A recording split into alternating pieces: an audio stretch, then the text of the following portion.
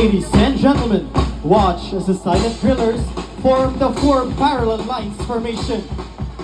In this high-stakes segment of the performance, the company splits into four perfectly straight, equidistant rows stretching across the drill deck, creating a striking geometric grid.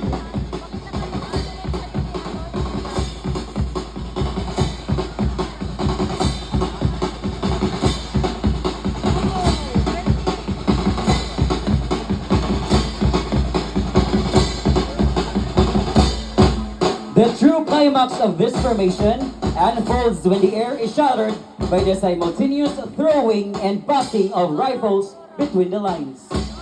Without a single verbal command, weapons are launched in flawless, overlapping arcs, cruising mid-air, millimeter accuracy, only to be cut in a single thunderous note. To the audience, it looks like a synchronized machine of flying rifles, symbolizing how the Magat Kalasak drillers seamlessly rely on the precision of the brother to their left, right, front, and back to maintain an unbroken line of maritime defense.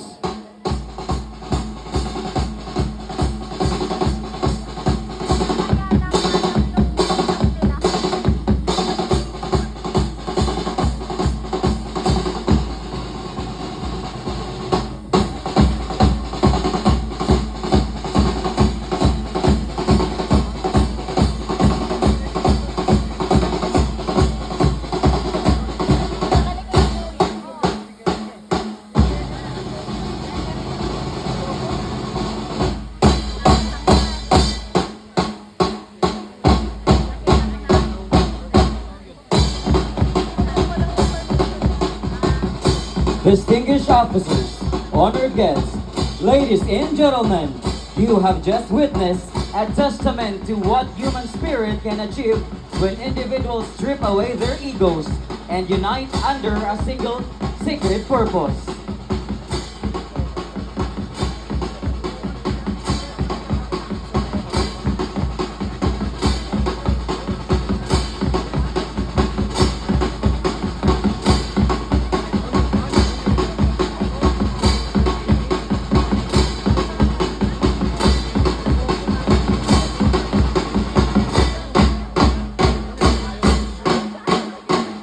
What you just witnessed today was the physical manifestation of the blood, sweat, tears, and the unyielding resilience of Magat Kalasak.